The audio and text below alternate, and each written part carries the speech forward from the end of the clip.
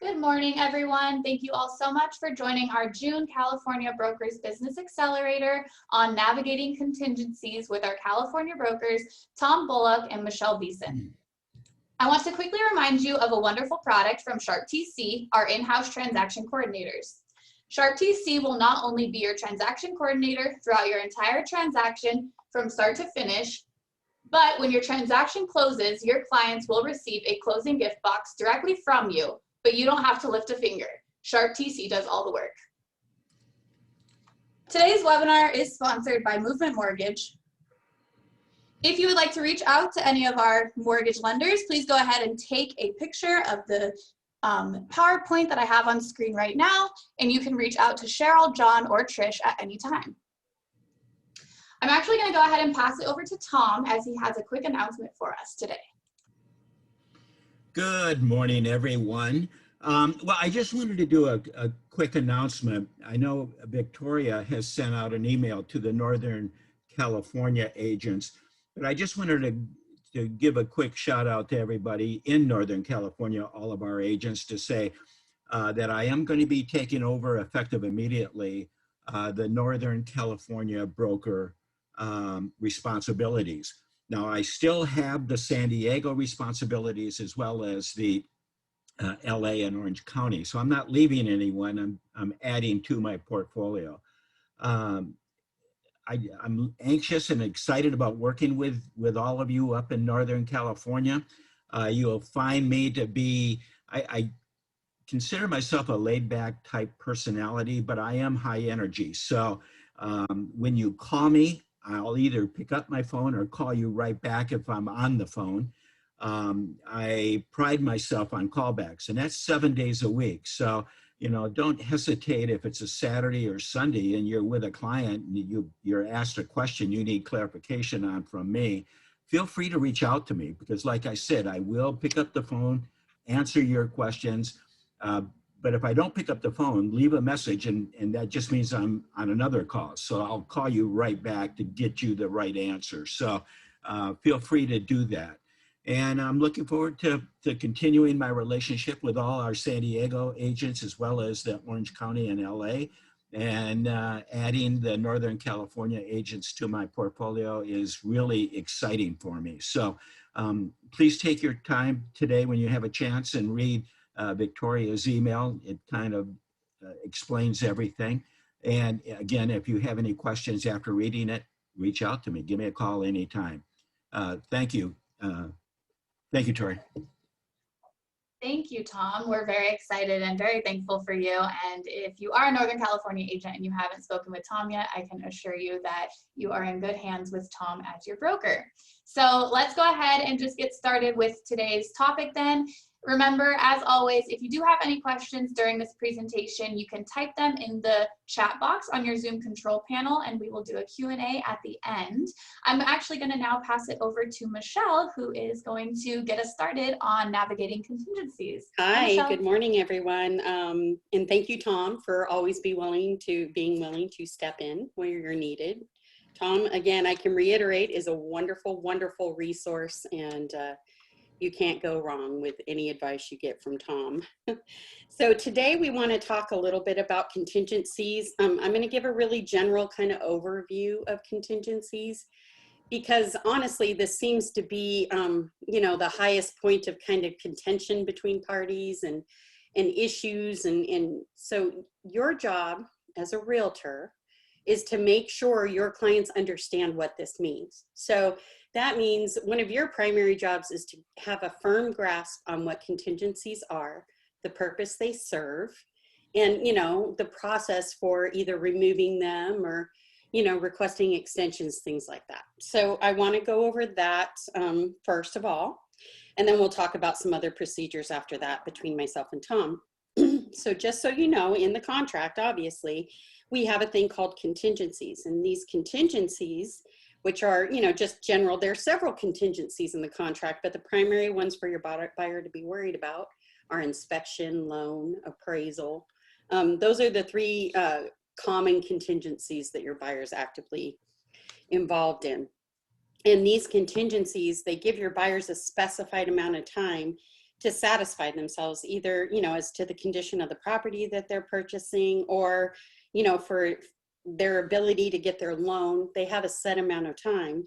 And there is a default in the contract, but especially now we're seeing those defaults being changed. So they can either be changed by the buyer's agent, you know, and the buyer writing it in the contract, or they can be changed in a counteroffer. But you need to be cognizant when you receive an offer and when you write an offer as to what those dates of those contingencies are. And you need to make note of those dates. So the day for a contingency, just so you know that it starts, is day one after a contract is accepted. So if you've got a contract accepted on the 10th, day one is the 11th. Okay, so, and contingency removal cannot fall on a weekend or a federal holiday. So if you issue a notice to perform on a Thursday, that date for performance would fall on a Saturday, so they actually get the following, whatever the next business day is. So if it's a holiday weekend, it would be Tuesday. If it's not a holiday weekend, it would be the end day on Monday. So very important you understand how these contingencies work, because they are what is protecting your deposit. That's what contingencies do. They protect the buyer's deposit for this specified period of time, which allows the buyer to be fully satisfied before moving forward with the contract. So they're not waiving.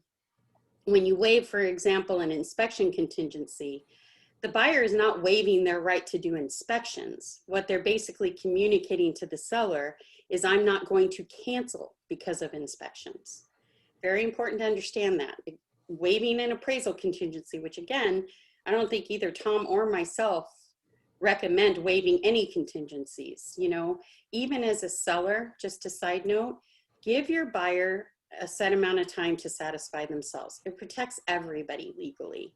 Waiving contingencies with offer, not a great plan unless your buyer's just completely willing to walk away from their deposit. So that's just a side note. But, you know, if a buyer waives an appraisal contingency with their offer, that doesn't mean they're not getting an appraisal.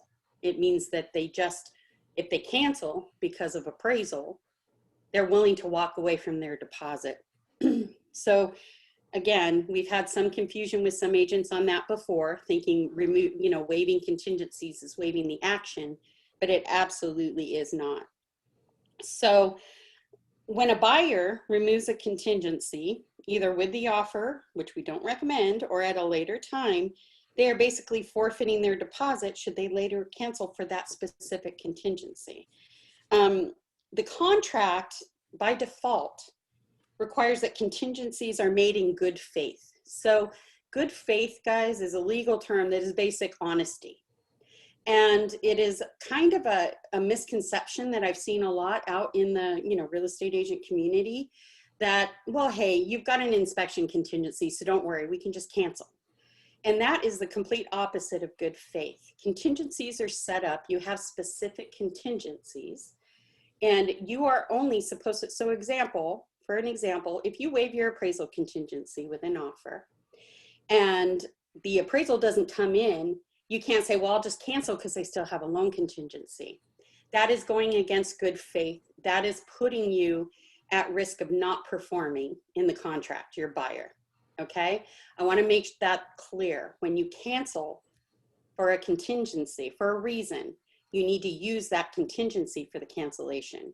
You can't say, well, my loan's not going through, but I don't have a loan contingency, so I'm just gonna cancel for the inspection. That is acting outside of good faith, which you have promised in the contract to act in good faith. Your buyer, when they write a contract, have promised to remove their contingencies within a certain set of days.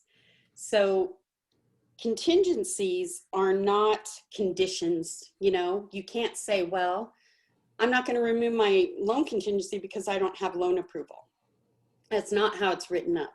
You've promised the seller as a buyer, when you sign a contract, that you will remove your loan contingency within 21 days if we're at the default. So basically, by day 21, you're supposed to know whether or not your loan's going to go through. Do you need full approval? No.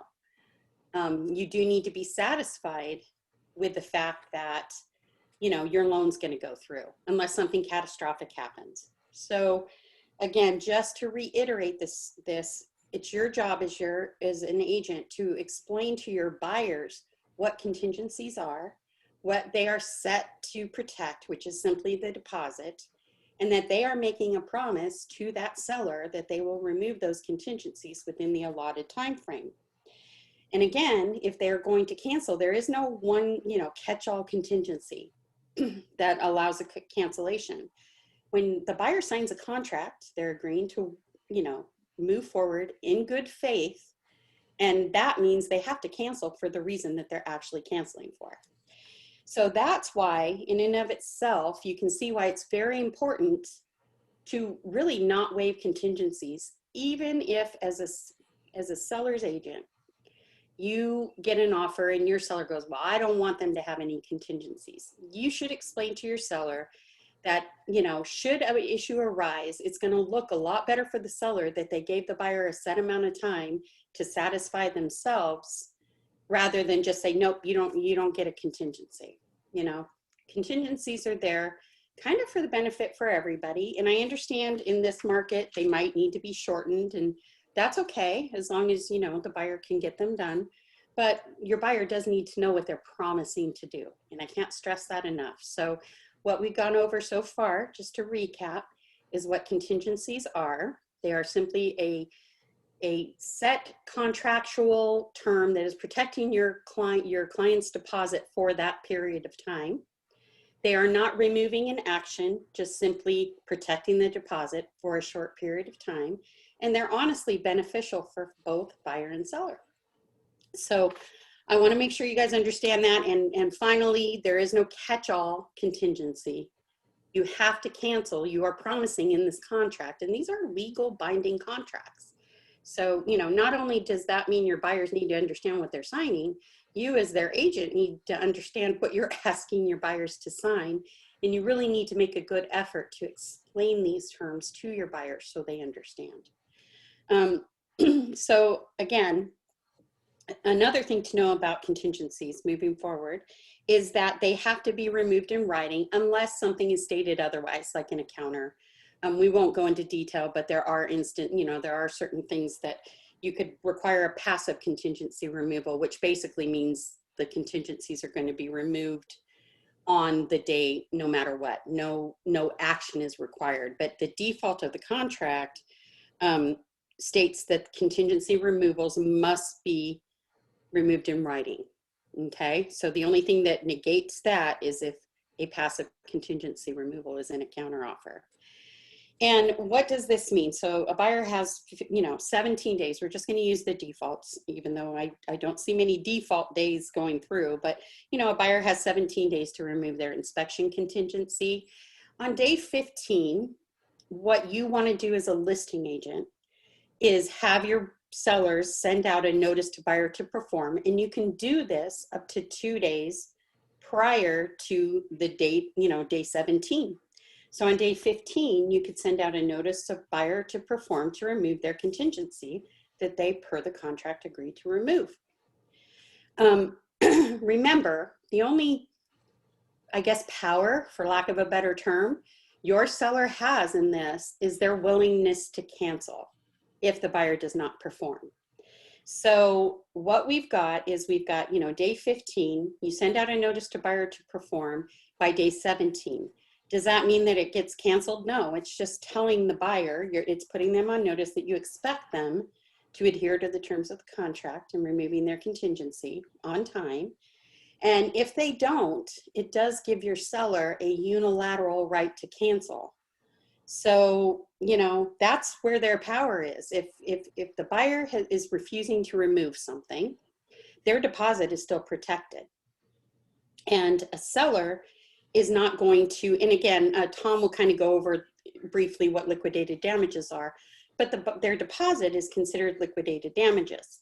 And a buyer, if they don't remove the contingency, basically the seller doesn't have right to that money. So it's kind of a tug of war, not a, a pretty common practice where buyers just are trying not to remove their contingencies, and that's not necessarily in the best interest of the seller. So the seller needs to issue a notice to perform to the buyer. They can do it 2 days prior, but a notice to perform, unless changed in the RPA, is default 2 days. And what they can do after those 2 days is they can unilaterally cancel the contract. That means they can send out a cancellation, and and basically though, if they cancel because a buyer didn't remove contingencies, what they are agreeing to do, I mean, they're basically giving the buyer the deposit back. You know, the buyer still has a contingency. If the seller's canceling because they would not remove those contingencies, then they really should agree to give back the buyer's deposit. The contract can be canceled unilaterally, but the escrow and the status of the deposit cannot. It needs mutual agreement, regardless of how the contract is canceled. So there's still further negotiation when a contract is canceled as to the status of the deposit. Now, if the seller just issues a cancellation and agrees to give the buyer the deposit back, basically the buyer is going to, agree. They might want to fight over the cancellation, but again, if the procedure has been followed correctly, the notice to perform has been issued, and the buyer didn't perform, the seller has that right to do it. It's very clear for the contract. And what a seller should do when they cancel in this case is just simply return the deposit, because they really don't have a legal right to it.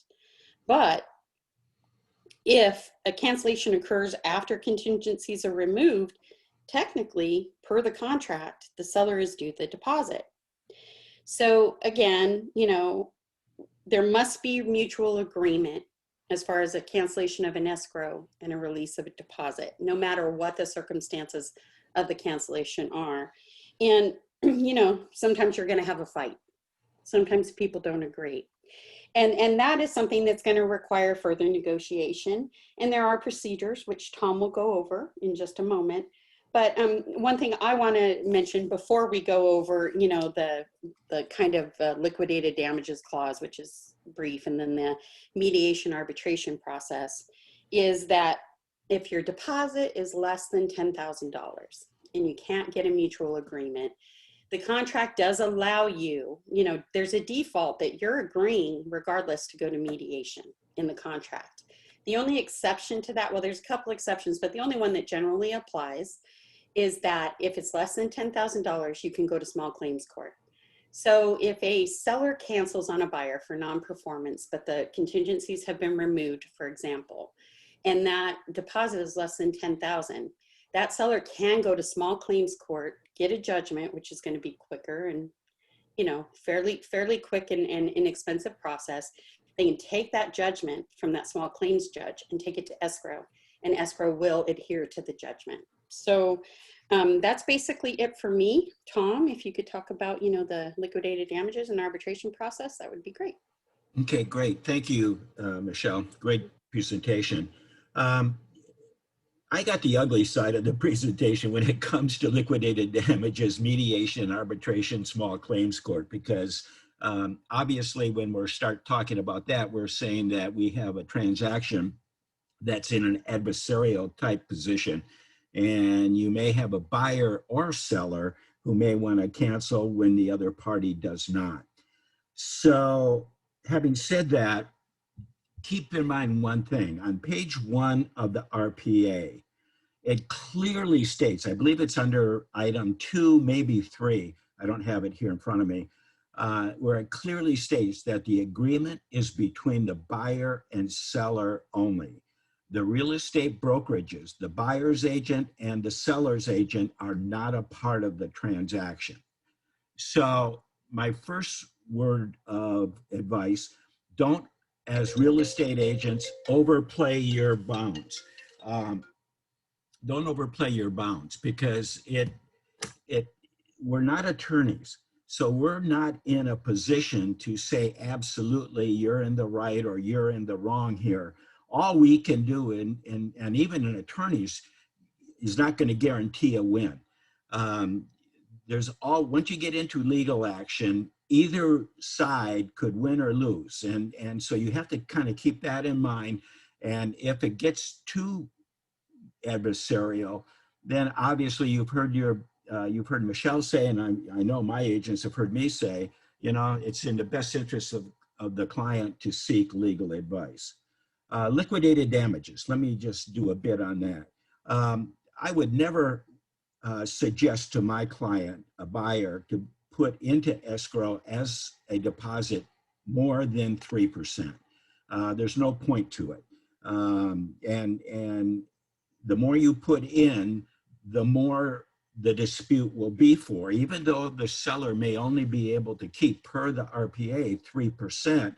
If you tie up more than that while the dispute's going on, escrow will not release any of the deposit. So in making the deposit amount known in the RPA, my suggestion is never do more than 3%, and maybe less, depending on the purchase price of the home. That's number one.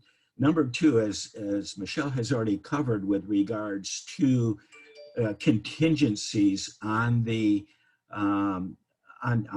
offer, we all know that in this market, the seller's market, buyers are, after being turned down a number of times, are willing to release all their contingencies, including appraisals, including inspections, including everything, up until the point they get that inspection back, and then they see, oh, the house is in rougher shape than I thought. Or they make a $40,000 or $50,000 offer over and above the asking price, and the appraisal comes in under the asking price. So, you know, you have to make sure your client is fully aware that if you make this representation up front to the seller, that's the expectations of the seller, and rightfully so. So you cannot advise your client, you know, in fact, we should advise our client not to make those kind of offers from the point of view that they may not get the home, that's true, but it also places them in a position where they don't have to worry about coming up with an extra 40 or 50,000, and that's how it should be presented. You know, you make this $50,000 offer over and above the asking price, you may not get the appraisal. Do you have the funds to be able to put down and cover that should the appraisal not come in? Keeping in mind that, you know, mediation and arbitration, it's a costly process. Mediation, you know, I've been through a number of mediations with agents in my past, and I can tell you that mediation, they're trying to compromise. They're trying to get an agreement to compromise. So even with mediation, what the effort is going to be is that the buyer and seller come to a compromise on who's going to receive how much of that deposit. Arbitration, on the other hand, is a very, very costly process, and that can cost thousands of dollars to go through the arbitration process to get a judgment. And then, of course, court cost. You know, if you don't come to an agreement in mediation or arbitration, then the next step is going to full-blown court, and that can get into the tens of thousands of dollars. So, you know, the legal process is not a cheap process to get involved in. So if you have a transaction that's moving in that direction, please, please, please call your broker so you can discuss it with the broker and determine what is the best path to go here. But I can tell you up front, one of the first suggestions from your broker will be to suggest that client get a hold of an attorney and get sound legal advice from an attorney, not from us, but from an attorney, as to what does the court process mean in that particular situation. So having said that, you know, both Michelle and I have had conversations regarding buyers who are trying to remove all their contingencies, knowing that they stand the best chance of getting the home that they're after being turned down a number of times, but only to find themselves in a headache type situation once the appraisals do come in, once the inspections start coming in. And it can be complicated, it can be emotional. And, you know, we try to make this as fun as we can, start to finish as agents, but we have to kind of keep our blinders on and focus on the transaction and kind of be aware of all the ups and downs that may come as a result of the offer our buyer is making or that our seller is willing to accept. So with that, you know, I'm sure there may be some questions here, but if not, and you find yourself in one of those situations as time moves on, call your broker, brainstorm with your broker, find out what, you know, might be the best avenue to go with respect to your client and how to process it. I know my agents will call me when they get multiple offers coming in to brainstorm on the offers, just to kind of get my input as to what my thoughts might be. Michelle does the same thing. So, you know, again, get us involved because we can hopefully save a lot of people a lot of headaches. So that's what I have for today. Perfect. Well, thank you, Tom and Michelle. I just wanted to mention that if you guys do have any questions, you can go ahead and post them in the chat box. We did have one question here, and I'll let Michelle kind of touch on it too. But Nita had asked, Michelle said less than $10,000 for small claims court for deposit. Is the exact number of 10,000 included in that, or does it need to be actually under 10,000? And Michelle's response was up to 10,000 is a better way to describe it. Michelle, do you have anything else you want to add to that? No, that it is. So 10,000 is included in that. That is your cap right there with small claims. And again, just to reiterate, that client is agreeing to go to mediation. And, you know, like right now, if a mediator is going through CAR says the first 2 hours are $250. And then after that, it's whatever the mediator's going rate is. So again, mediation is not free by any means. It's going to cost them probably at least $500, which, you know, again, they can go to CAR and read about mediators. Your clients can, you know, they can do that. But they are agreeing, if it is outside of small claims jurisdiction, which is basically up to $10,000, they are already agreeing to go to a mediator. So there is an agreement made in advance before it moves past that. If there's any kind of, if you can't negotiate it ahead of time, you know, before it gets to that, that's what you're stuck with as mediation. They've agreed to that. Perfect. All right, it doesn't look like we have any other questions. I do also want to remind everyone that all of these webinars are always recorded. They can actually be found within the app under the marketplace. We have all of our video libraries there, and you can find any recorded version of any webinar. We also have the broker contact information in there, so you guys know if you do have any questions, just to always reach out to your broker, and they are there for you. Tom or Michelle, do you have any last thoughts you want to add before we end it today? I do not. No, either do I. Okay, perfect. Well, thank you to both Michelle and Tom for all of your wonderful insight today. And thanks to everyone for joining us. And I hope everyone has a wonderful rest of your week. Bye, everyone. Thank you. Bye. Bye-bye.